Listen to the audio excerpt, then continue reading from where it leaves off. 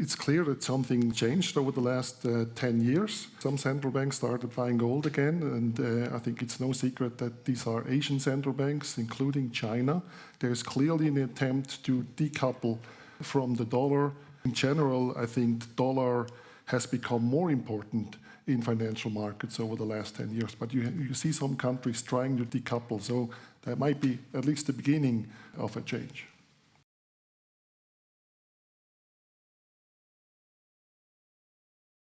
Herzlich willkommen, geschätzte Damen und Herren. Wie Gary gesagt hat in seinen einführenden Worten, wir werden jetzt das Ganze etwas vertiefen. Sie wissen unser Format, wir sprechen in einem Mix aus Deutsch und Englisch, beziehungsweise wir werden größtenteils auf Englisch sprechen, obwohl David hat ja mehrere Jahre in Zürich gewohnt, er spricht eigentlich fließend Schweizerdeutsch. Aber wir werden in der Sprache sprechen, die uns am besten passt, größtenteils Englisch, damit David auch dabei ist in der Diskussion. You certainly got our heads spinning, both Tobias and David. Thank you very much for your introductory remarks. Thank you. We have a little more than half an hour now to design the new monetary order. That's a big task. I'd like to first introduce the two panelists that have joined us now on stage. And let me start with Alexandra Janssen, Mitglied des Stiftungsrats der Progress Foundation und CEO der Ecofin Vermögensverwaltung. Und dann zu meiner fernen Linken Dr. Thomas Moser, stellvertretendes Mitglied des Direktoriums der Schweizerischen Nationalbank. Now, Alexandra and Thomas, you've both heard the two speakers. The title of today's session is A New Monetary Order ? To get you into the discussion, I'd like to invite each of you, give us maybe for 2-3 minutes max, your thoughts, the thoughts that went through your head when you heard the two previous speakers on the topic. Alexandra, would you like to go first? So I loved both presentations. I thought they were typically Swiss and typically American, at least for my impression. So it was an amazing contrast.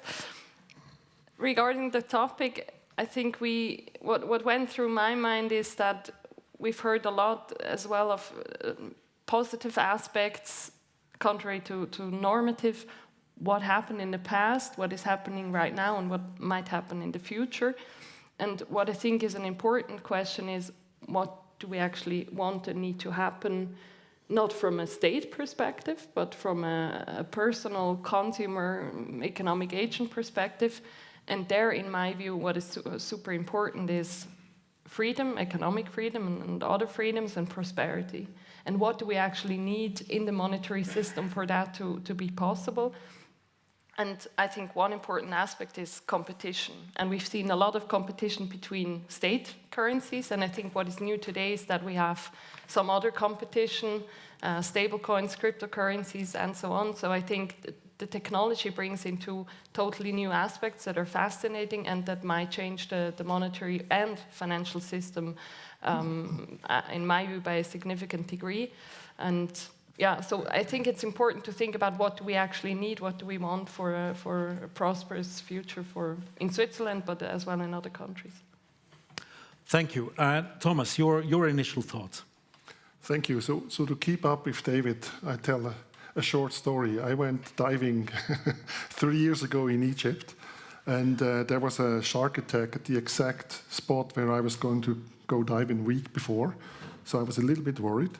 And I asked the diving teacher, what about the sharks? Did they catch the shark? Is it still here?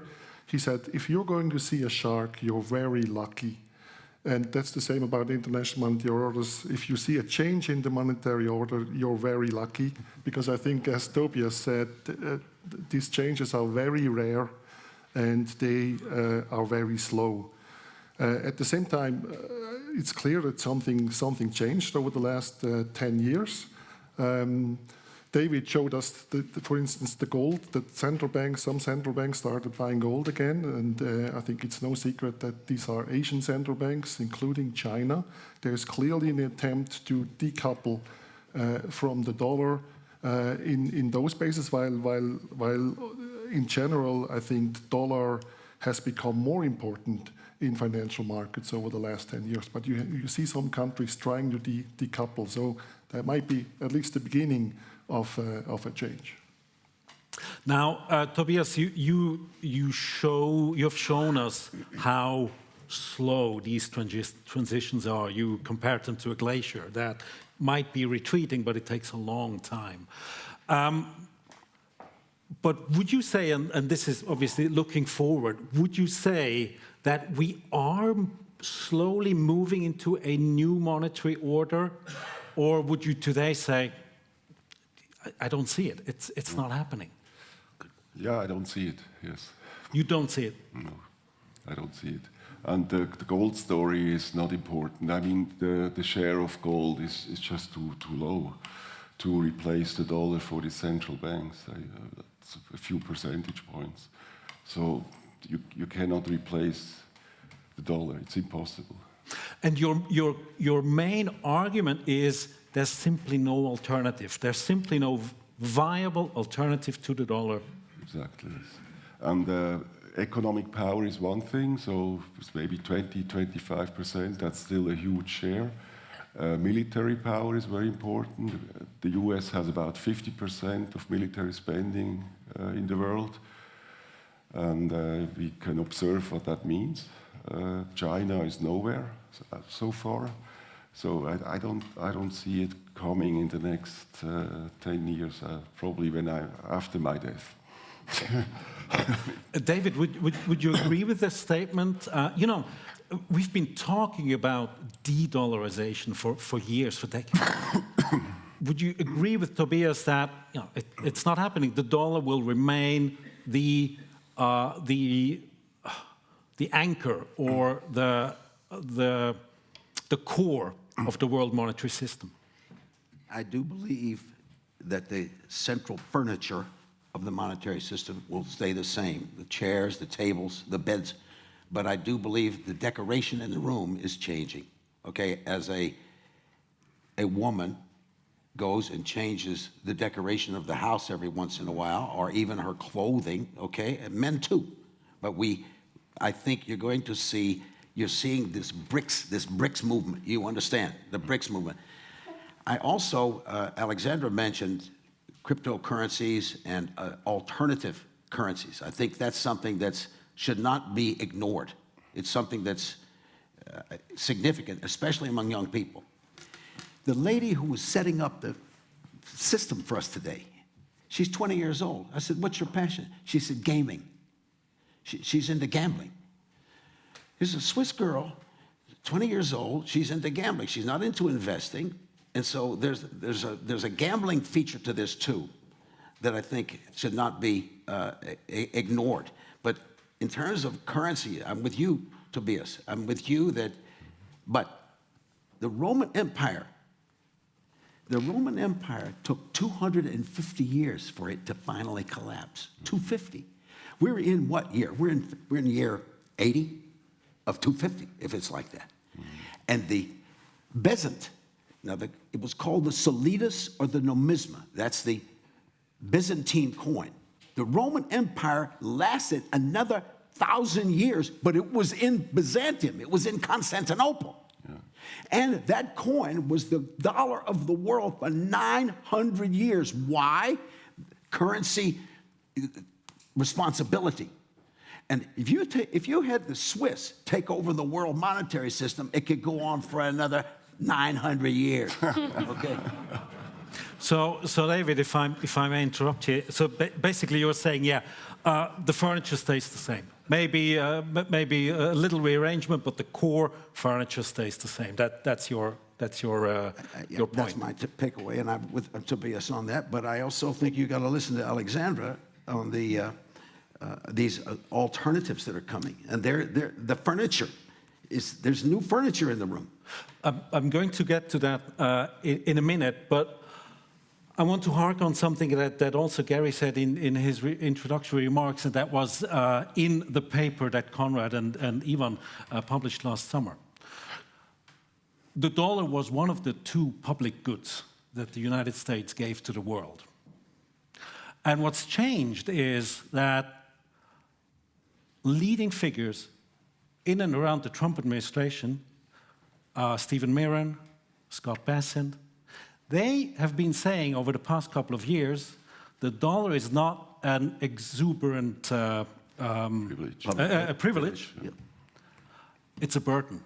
And we don't want to carry that burden anymore. We don't want to live with the costs that the dollar as the reserve currency is imposing on us, the Americans. First question to you, Thomas. Do you agree that for the US, the reserve currency status of the dollar is actually a burden? And does that change the equation here? So I think Gary also mentioned it in the beginning, there are clearly costs and benefits. Personally, I think net it's still a benefit, but there are costs involved, absolutely, and some of these have to do with providing a public good. The US is also clearly the international lender of last resort. They are fully aware of that. They are providing dollar liquidity.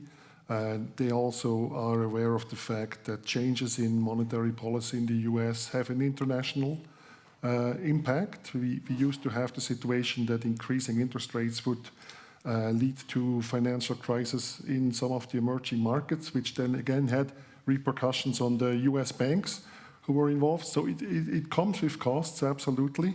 But I think overall it's still a privilege. But that privilege of, I think Gary also mentioned that, of having cheap financing also means that you have a relatively soft budget constraint, which can be a problem in itself. Alexandra, your thoughts on that issue, that basically the thinking in the US is changing, that the dollar is a burden and we don't want that anymore?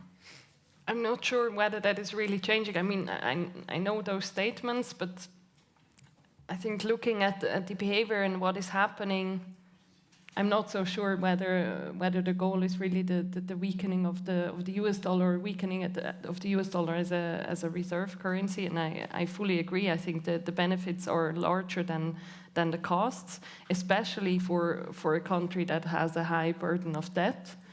And lower interest rates, that's worth a lot.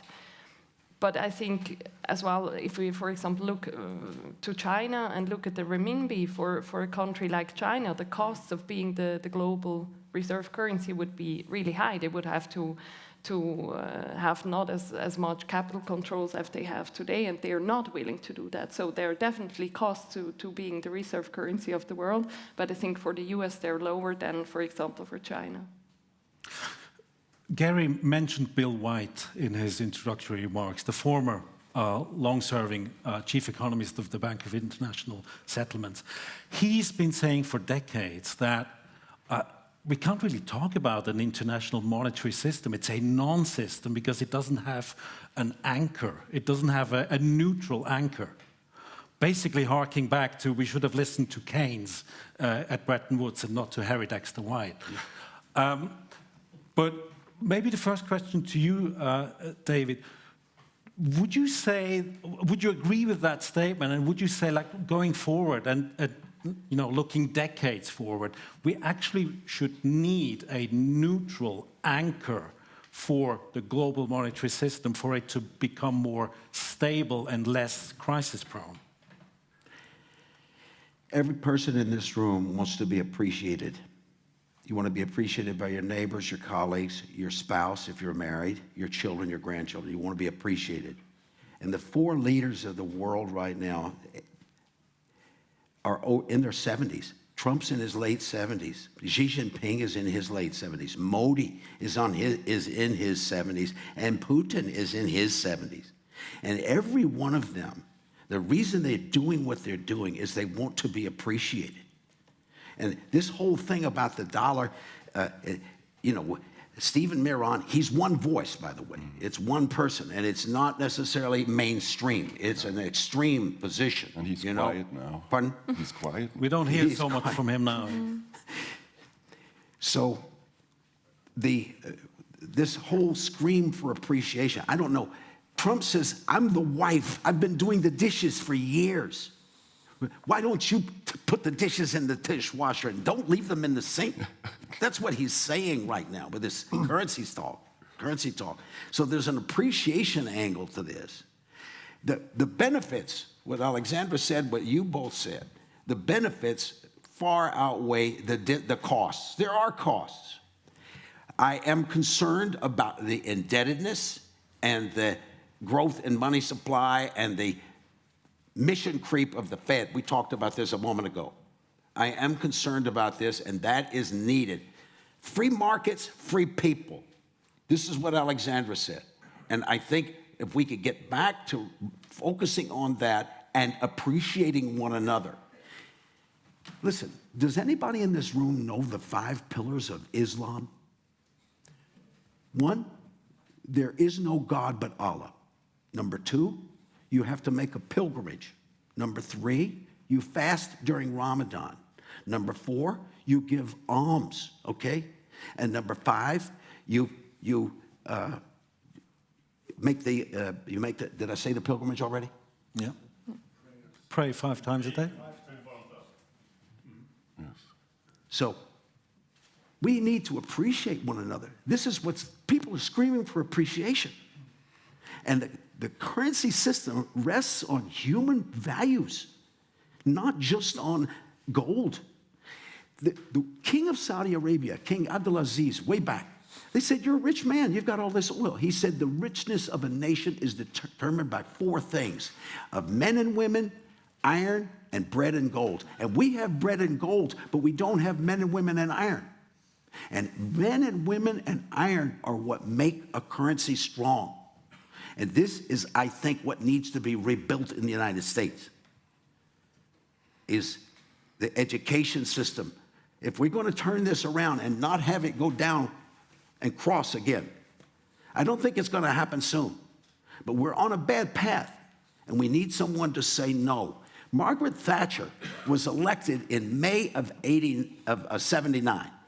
She had dinner with her 11 male ministers. She said, I made a big mistake. I had 11 men working with me, and they would be talking in the hall at 11 Downing Street. I walked by them, and they would stop laughing, and it was obvious they were isolating me. I'm the prime minister. I needed to teach them a lesson. I took them to a dinner at a very nice restaurant called Caprice in London. The waiter comes over and says, what would madam be having, the fish or the beef? I said, the beef.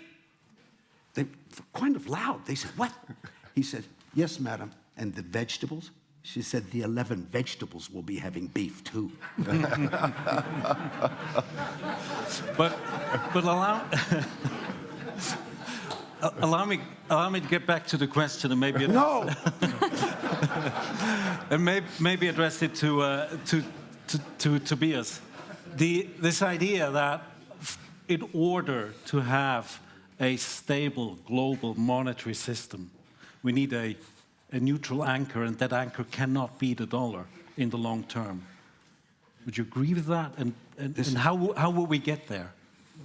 I think the system is working quite well. It's never perfect. I mean, even with the British pound, it was never completely stable. I think that's a bit the problem of our time. We have very high standards, and if it's not 100%, people think the world is about to collapse. It's always muddling through, and the US has done a lot of mistakes. Just think about when we look back to the Bretton Woods system. Everybody thinks it was very stable, it worked very fine. That's not true. It was quite stable in the 1950s. The problem started in 1960 already. So the 60s were a very unstable period. And then it collapsed in 71, 73, and everybody said it's over. What happened? The dollar became even stronger, and the other currencies were still kind of pegged to the dollar. Now a bit less, but still it's the center, it works quite well.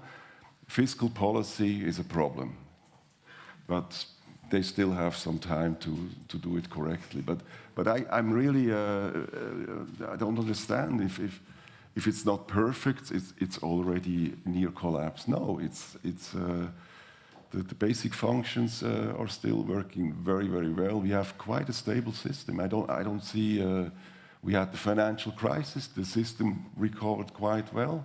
I mean, a lot of collateral damage, of course, but that's how modern economic systems work. You have once in a while you have disruption, but then it's being renewed. So I'm quite complacent, actually. Yeah.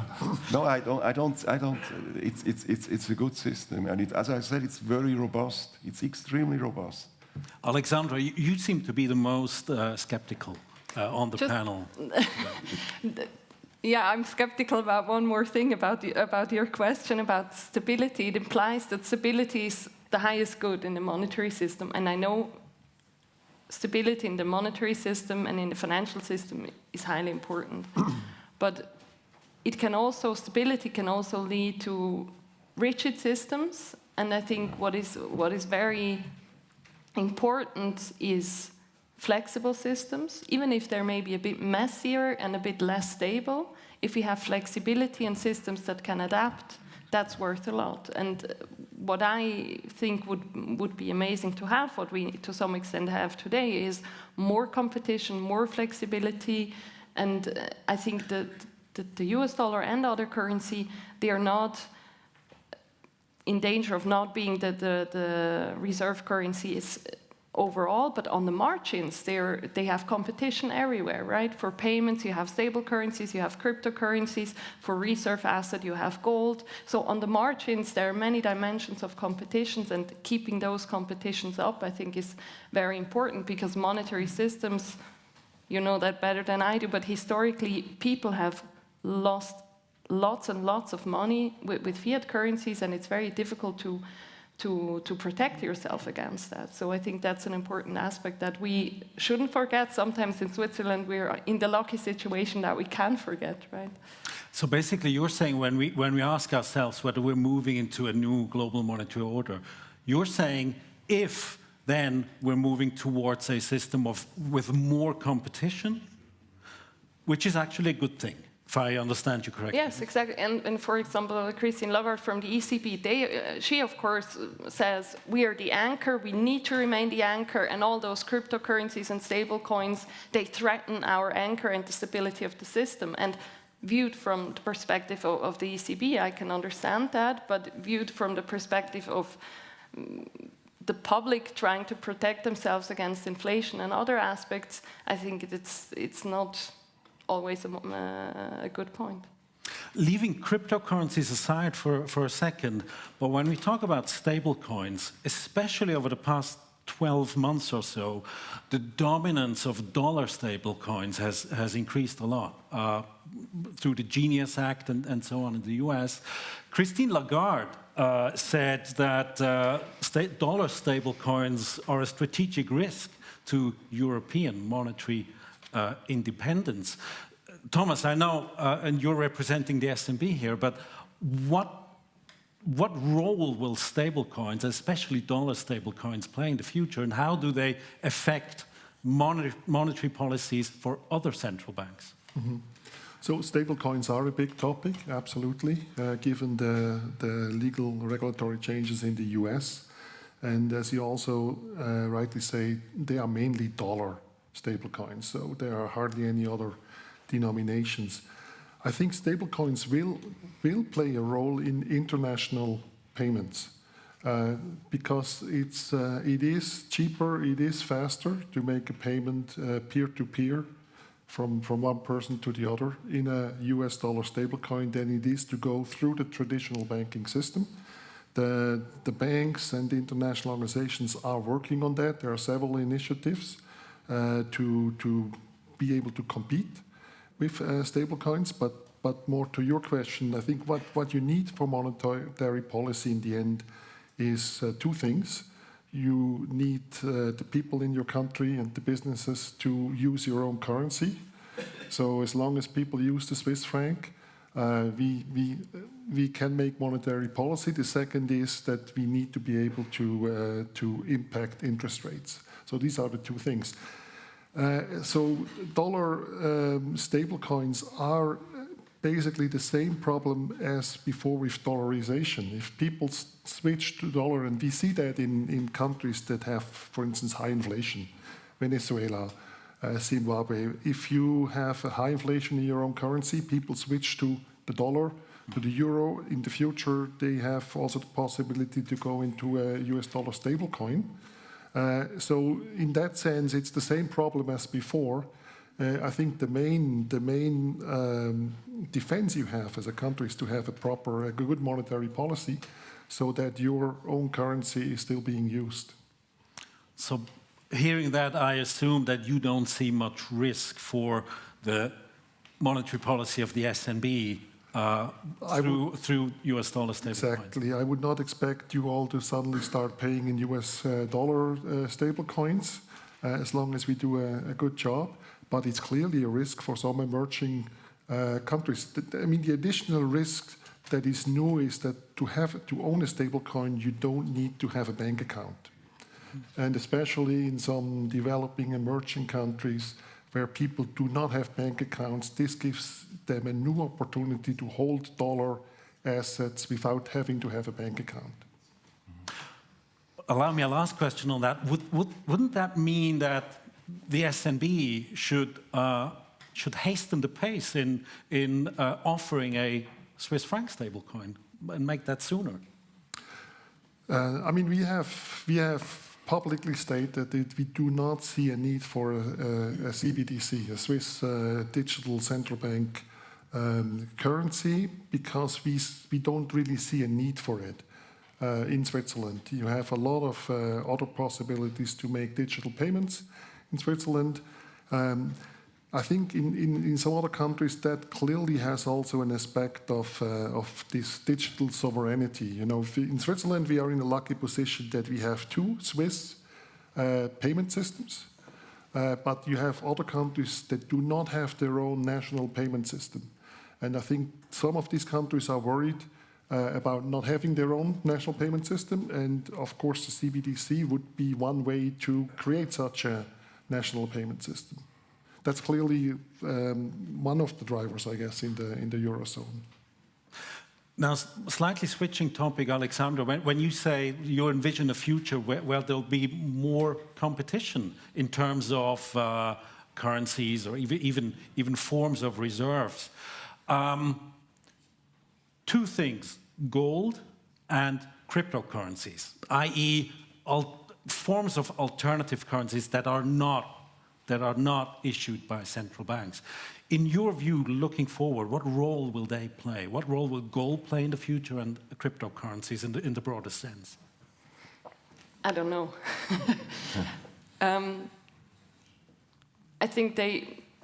I hope that they will both play a role, right? What we see, what is happening in the US, that, for example, regarding stablecoins, the institutions that offer stablecoins are private institutions, but the regulation that is happening in the US matters a lot. So whether the states decide to open up to the competition of stablecoins and cryptocurrencies, or trying to banish them, I think is the horse has left the barn, so that's difficult, but there could be repercussion for using them, and then the world changes, right? But I hope for a future where we have competition through cryptocurrencies and stablecoins. And I think what is very interesting today, we have national borders that not fully, but mainly determine how currencies are used. And if you have stablecoins and cryptocurrencies, the borders don't matter. Maybe the scope of the application matters, the role of how these currencies are distributed, and where the monetary policy, for example, of the US is working, that changes drastically. And I think as well, from a research perspective, understanding monetary policy, that changes a lot due to all those technological changes that we see. Now, David, Tobias said a few minutes ago that gold is simply not big enough. It simply cannot play any significant role, if I understood you correctly. System, yeah. David, your view, and I mean, you've shown that chart on how central bank reserves in terms of gold have been rising strongly. looking forward, do you see a more important role for gold in the global in the global system of reserves? Financially, I think it will remain limited, but here it can be much more than that limited role in terms of basically feeling that you can pay with gold. Dubrovnik, Turkey, during world wars, that's all they had to pay with, and so people know this story. On that note, all of this is going to be nothing unless the bottom half of the economies in all of these countries feel they're moving up. If they don't feel they're moving up, you're going to have a lot of social unrest. It's made much easier with the internet now. You have power in the people that you did not have before. And that farmer, the firefighter, the teacher, the police officer, the nurse, the people that do the real work in the economy, we're in the money business. But the people, if they don't feel that they're being appreciated and they're having a better life. But Besant said money is too easy on Wall Street and too tight on Main Street.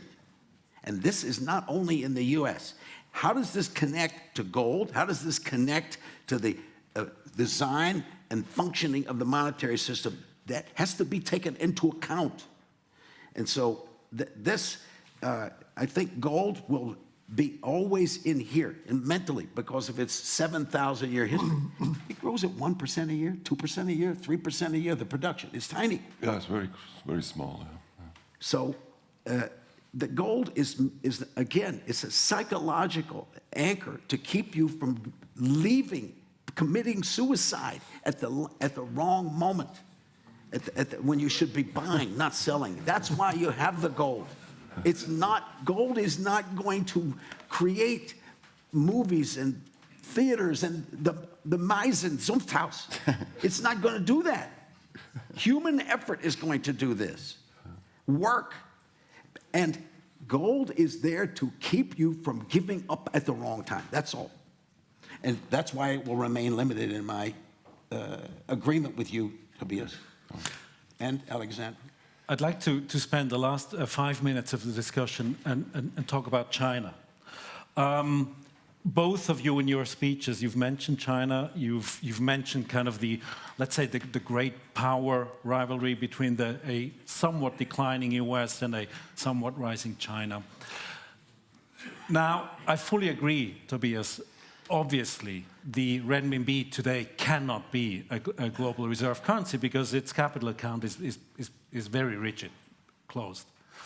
Yet at the same time, in the medium to longer term, isn't it so that China simply cannot accept that it remains vulnerable to the dollar, that basically they know the US is using and can use the dollar as a weapon whenever they want, which means China in the medium to long term simply cannot accept that. So my question is, how will this play out? Maybe Thomas first? Yeah, that's a good question. I mean, I think you're right. What you haven't mentioned yet is the sanctions against Russia in 22, and I think that was when some of the Asian central banks started buying gold, exactly for fear that you can be locked out of the international financial system if you have to go through the dollar.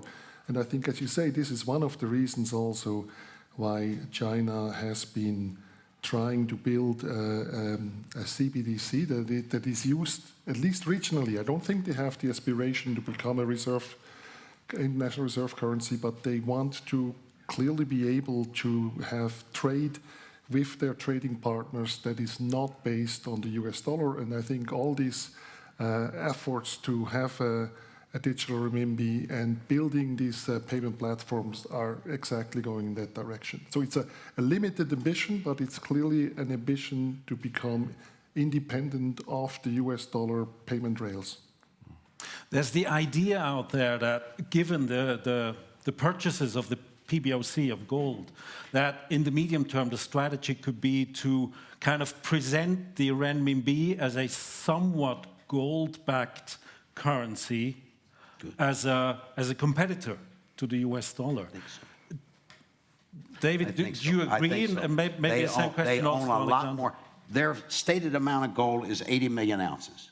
It's really much larger than that. And they're the biggest producer. They're not the biggest reserves. That's Australia, Russia, okay? They have bigger reserves, but they're the biggest annual producer.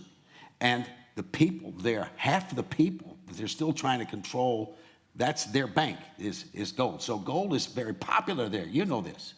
So I think they're going to, if I were advising Xi Jinping, I'd say keep buying gold and then screw the United States, okay? But screw the dollar. And they're not going to they're not going to become a reserve currency today, but the strengthening of alternatives is very important. This has been mentioned across the board here. The strengthening of alternatives to the dollar. It's up, it's 19% is, you got the euro, the dollar, and 19% is other things, and that's them. And they want to be a regional hegemon, okay, leader in German. They want in Greek. They want to be a hegemon. So Warren Buffett is calling him right now. Yeah. No, that was Warren Buffett. And maybe The last thing I would say, the greatest asset allocator of all time was Paul Cabot of Harvard University. They came after World War II. They were 100% in bonds. Everybody said we're going to have another Great Depression, that the war accidentally stopped the Great Depression. We're going to have another big Great Depression. He said, no, we're not. People are going to get married. They're going to move. They're going to build houses. They're going to build the interstate highway network. They're going to start spending. And we're going to switch from 100% bonds to 100% stocks. And he said, to be a great investor, you have to do only two things. You have to get the facts. And this room, Switzerland, central banks, we have the facts. And secondly, you have to face the facts. And that's what today's meeting is about, facing the facts. we have to come to a close. But I'd like to give Alexandra the opportunity, if you, and I know this is a big task for 1 minute, but if you could design the world monetary system of the future, how would it look like? If you were given the task to design, how would it look like? Economic freedom, competition, and limiting the possibility of states to increase their debt, because that's closely linked to the monetary system. And then I think the discipline would be high enough, but those are more 3 goals than 3 ways to achieve the goal. So a big task, definitely. But a core principle would be that there would need to be instruments that limit the rise of debt, that would limit governments to make more and more debt. And right? competition. Right, we have to come to a close. Now, David, would you, just in finishing, would you share with us who that smartest person in the room is? I'm looking at him right now. You.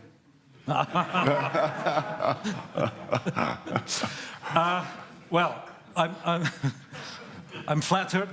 I know that's not true, but we have to come to a close. First of all, please join me in thanking David Dorst, Alexandra Janssen, Tobias Straumann, and Thomas Moser.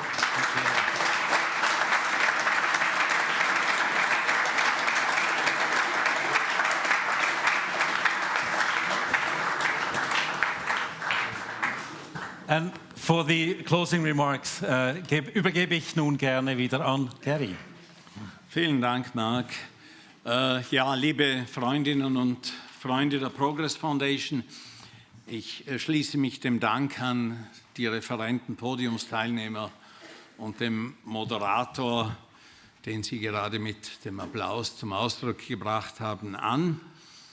Und ich schließe in diesen Dank die vielen helfenden Geister im Hintergrund ein, vom Team der Meisen über die Technik bis hin zu meiner Assistentin Ida Waltensbühl Ihr Engagement für diese Veranstaltungen ist jedes Mal unglaublich.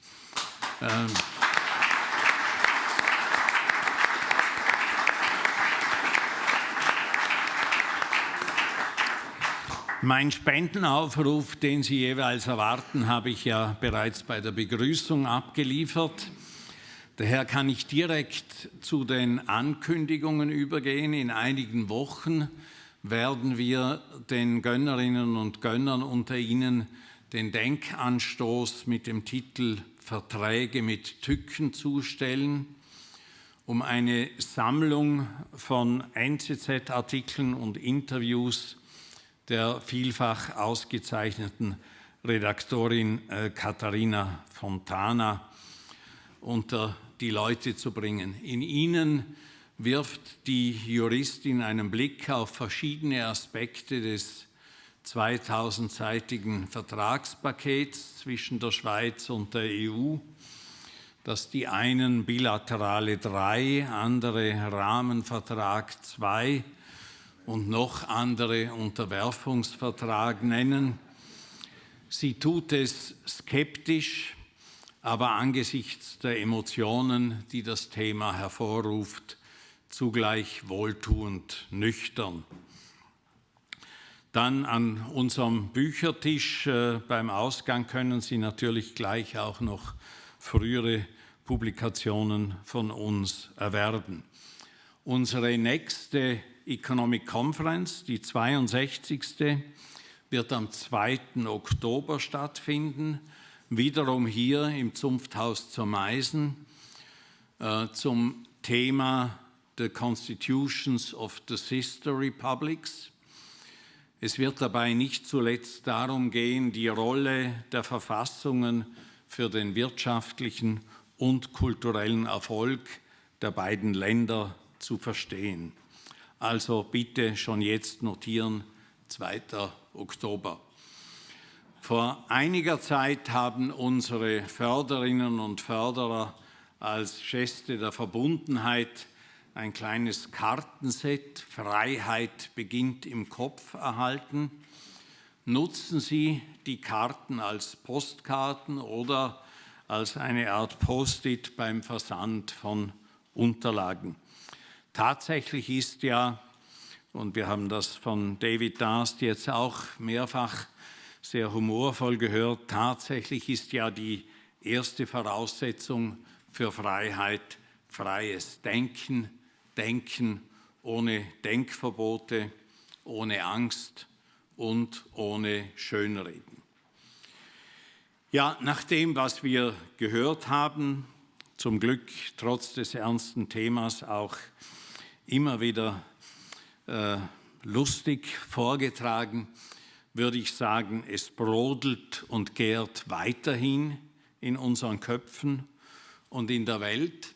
Aber als unverbesserlicher Optimist und als überzeugter Weingenießer weiß ich, dass aus Gärprozessen etwas sehr Gutes entstehen kann. In diesem Sinne wünsche ich Ihnen nun gute Gespräche bei Speis und Trank, einen Stock höher und danach eine gute Heimkehr. Bleiben Sie uns gewogen.